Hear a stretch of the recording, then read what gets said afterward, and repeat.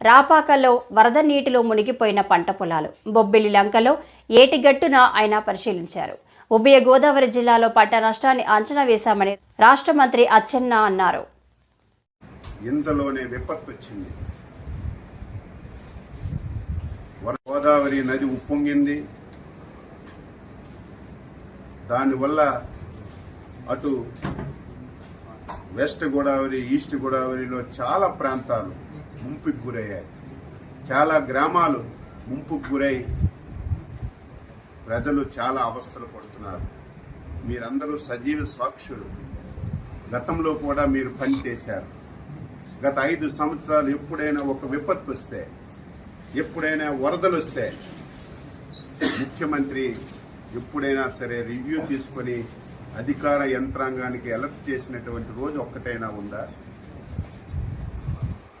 ఆ రోజు 5 సంవత్సరాల్లో ఒక మంత్రి అయినా, ఒక అధికారి అయినా గ్రామాలకు వెళ్లి పేదవాడికి పలకరించినటువంటి దాఖలాలు ఎక్కడైనా ఉందా?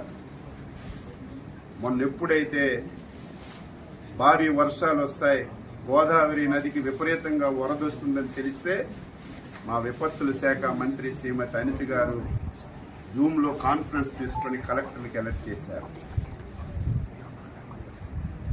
ఏవైతే ముంపు ప్రాంతాలున్నాయో, ముంపు మండలాలున్నాయో అధికార యంత్రాంగానికి అప్రమత్తం చేసి ఏ ఒక్క ప్రాణ నష్టం జరగకూడదు, వారందరికీ సురక్షిత ప్రాంతాలకి తరలించడమే కాదు, మీరు చూశారు గతంలో వరదొస్తే తరలించి వారికి బస్తాల్లాగా ఒక స్కూల్లోనో కొట్లోనో పెట్టేయడమే తప్ప ప్రభుత్వాలు చూడక ఆర్తనాదాలు విన్నాం.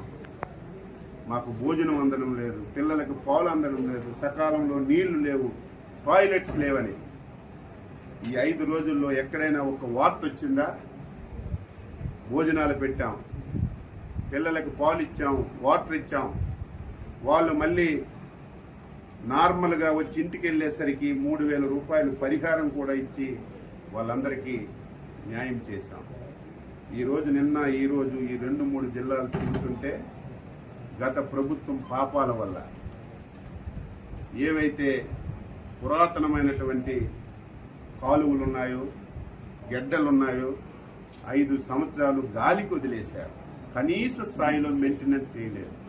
కనీసం ఒక తట్టెడు మట్టి తీసి ఆ కాలువలో ఉన్నటువంటి అడ్డు కూడా తీయకపోవడం వల్ల నిన్న వచ్చినటువంటి వరదలకి ఆ కాలువలు పొంగి 1000 ఎకరాలు రైతు పెట్టినటువంటి పంట పూర్తిగా నాశనం అయిపోయింది.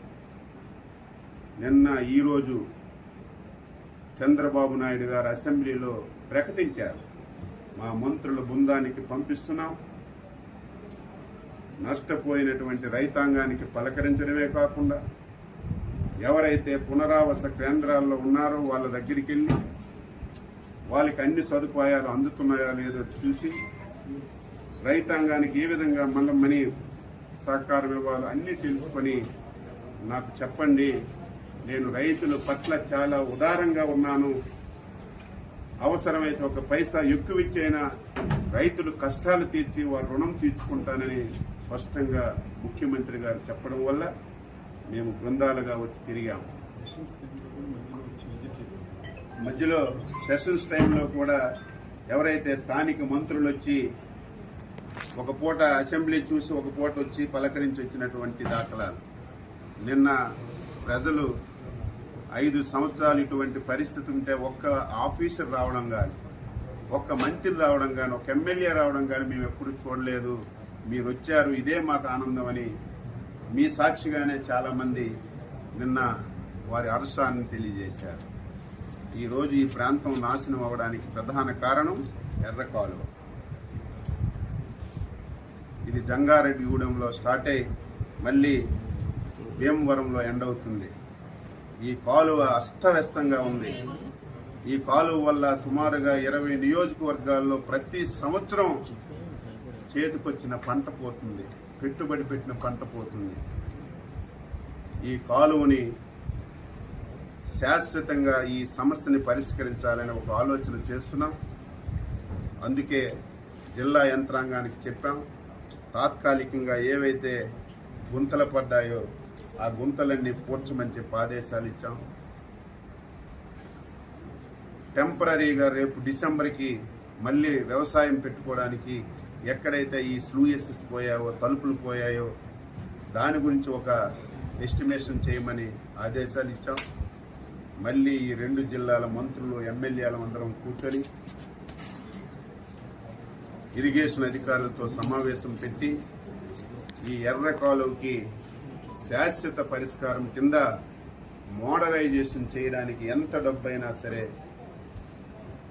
చంద్రబాబు నాయుడు గారి దృష్టిలో పెట్టి ఈ 5 సంవత్సరాల్లో శాశ్వత పరిష్కారం చూపి స్వతంత్రం వచ్చిన నుంచి పడుతున్నటువంటి ఈ బాధని తొలగించాలని చిత్తశుద్ధితో, అంకిత భావంతో పనిచేస్తామని చెప్పి సందర్భంగా తెలియజేస్తూ